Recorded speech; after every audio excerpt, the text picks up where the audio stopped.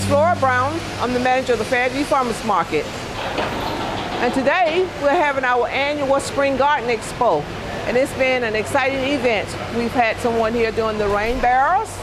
That's for you to catch your water in and flower your garden or just flower your yards. But anyway, it's been great. We run out of rain barrels, sorry. We also had someone here from the county extension talking about container garden and raised bed garden. That was a great workshop. And we had the guys here from Hempstead Farm. They talked to us about gardening. We tasted some salad. And we have another lady here from the extension. She's over there actually doing food tasting, talking about nutrition. Her tasting today was cabbages and bell peppers. We have all of those wonderful produce here at the Fairview Farmers Market. We also have a lady here that do floral arrangement, and she's about to do a floral class. That's been great. And our extra product we had this time was actually the prescription drop-off. If you got old prescription that you had and didn't use, well, we had a safe place for you to drop them off. And hopefully we'll be having much more of these kind of events here all summer. I'm Dolores Williams, and I'm the coordinator for the Grants Neighborhood Association. And I'm very excited about the rain barrel giveaway because we can use this water.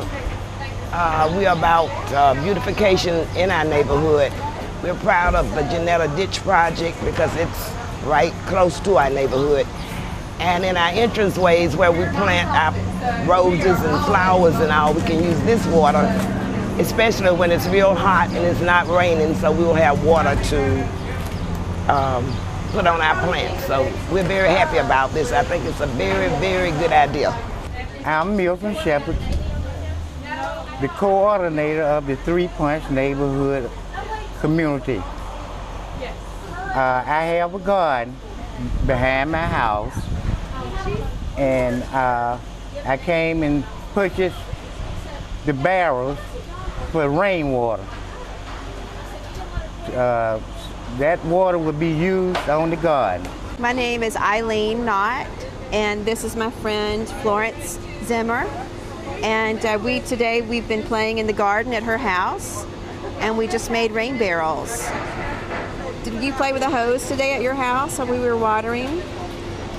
Well, we made rain barrels so we can catch the rain. And she's going to put one at her house, and I'll put one at my house. I'm going to put one right next to the valley of my roof.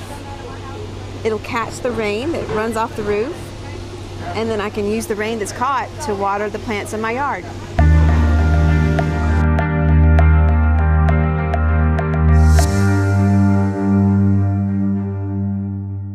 I'm so glad you were able to come today to the rain barrel workshop, and we're going to start off about talking about why you should use a rain barrel.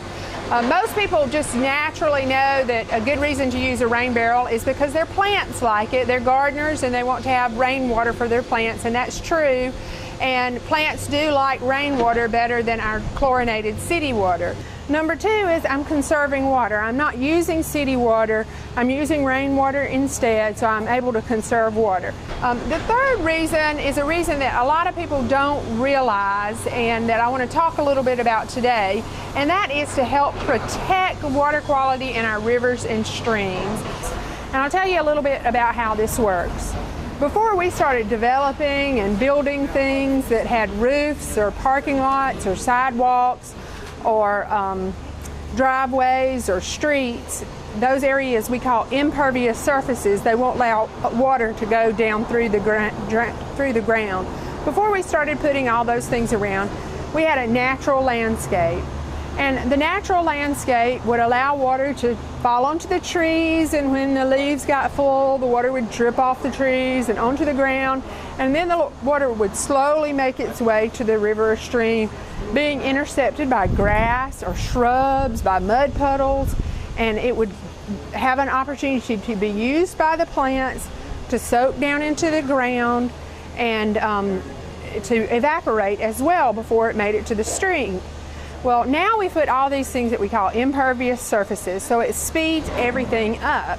You can imagine when rain hits a rooftop, it quickly goes down the rooftop, down the gutter, into the driveway. There's nothing to slow it down or stop it, into the gutter, into the storm drain, into a concrete ditch, and into our stream. So it speeds everything up, and all the water gets to the same place at the same time. That's why we see a lot of times flooding in places now that we used to never see flooding. Well, this kind of phenomenon is one of the reasons that it floods. But while the water is doing that and going across our landscape, it picks up everything that's on our landscape. It picks up litter, it picks up pesticide, it picks up fertilizer, it picks up motor oil, it picks up paint. We see people often that just dump paint into their storm drain or household chemicals into their storm drain. The water picks up all of that, and it's not treated before it goes into our rivers and streams. But one of the ways that a rain barrel can help is it can retain the water on the landscape, that it can be used for a beneficial use by plants, and it can evaporate or evapotranspirate. So that's one of the reasons that we really encourage the use of rain barrels. While you're here, I also wanted to mention a project that the City of Montgomery and several partners are working on, and that's the Janetta Stormwater Park. This area is on Fairview between McDonald's and the interstate, and it has running underneath it a big concrete culvert where the rainwater goes. And the city is going to open up that area and allow that water to flow out into a wetlands area so that the plants can use it, so that it'll have a chance to infiltrate, but it'll also have a chance to evaporate. And the plants will be specialized wetland plants, which will also help uptake any pollutants that are in the water. And then it'll go back into the ditch and back downstream. There's also, if we have a lot of rain, more rain than could be used in this area, we will still have the backup of the existing concrete culvert there. So there'll be a little divider that'll turn the water off into the area, but if you get so much, the rest of it will go into the pipe that's already there. So next we'll just kind of put together one of these barrels real quickly. We have 3 different components of the barrel. The top of the barrel, of course, is where the water will come into the barrel.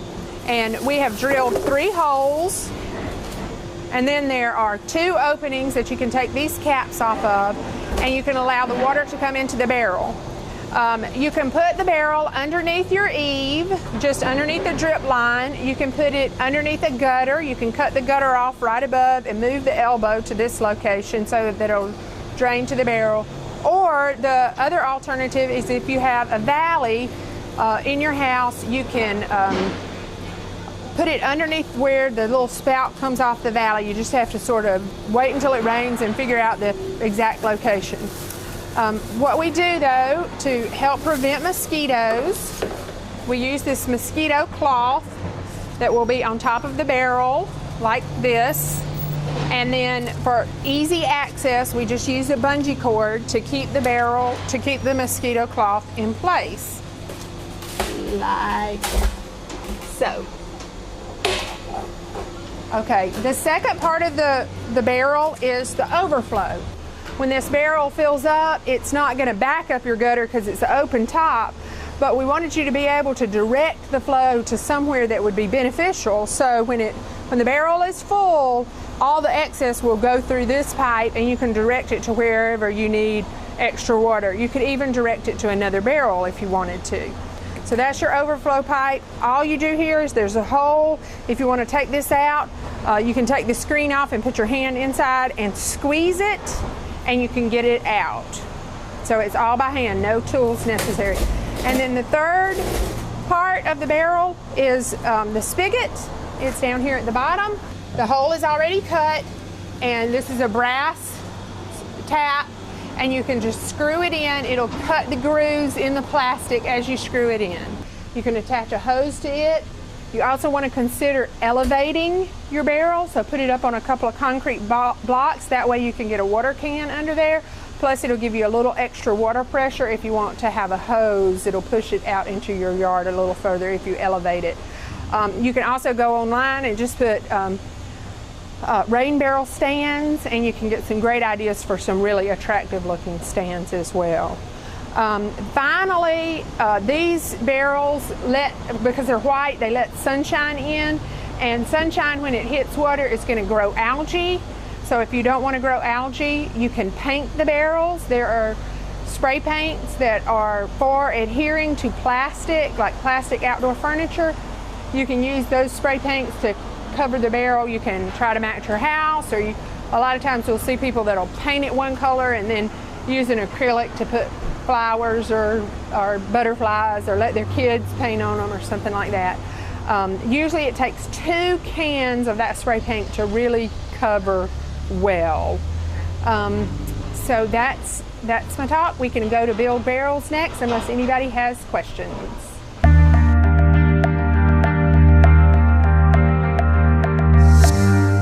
My name is Judson Brown. I'm the farm manager of the Hempstead Institute downtown farm in Montgomery, Alabama. And we do a lot of educational programs to help people get closer to their food systems, get people in Montgomery to eat healthier, to garden more, and to really put that into the community. Right here I have a salad mix that was grown in downtown Montgomery at the downtown farm. I harvested it this morning and now it's ready to eat.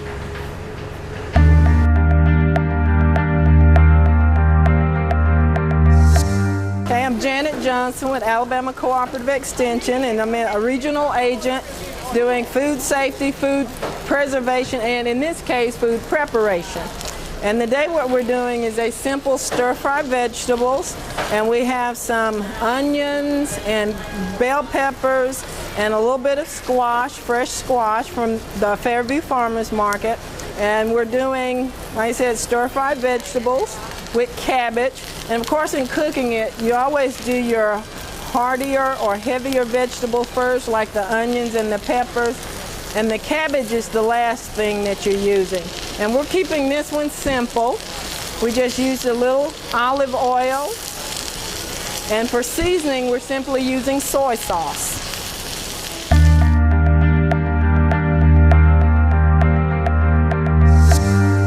Today we're involved with the DEA-sponsored drug take-back event where we're trying to get prescription and over-the-counter drugs that are expired or unwanted or unused out of circulation, so that they're not interfering with our water supply, polluting the water supply. It's hard to filter those things out of it, according to the Waterworks director, Buddy Morgan. And it's also important to rid these things from your medicine cabinet so that kids aren't getting a hold of them and bringing them to parties where they throw them in a bowl and do these farm parties, PHARM, that where they grab a handful of these things and like Skittles, and so we want to make sure that those kinds of abuses aren't taking place as well. I'm committed to keeping as much of our disposable items, including unused, out-of-date drugs, out of the landfill as possible. I've been a recycling advocate ever since the 70s, back when the Simple Living movement was so popular, and I've been in the habit of doing that, and with more and more opportunities to dispose of hazardous waste outside of putting them in the garbage, I'm taking full advantage of it.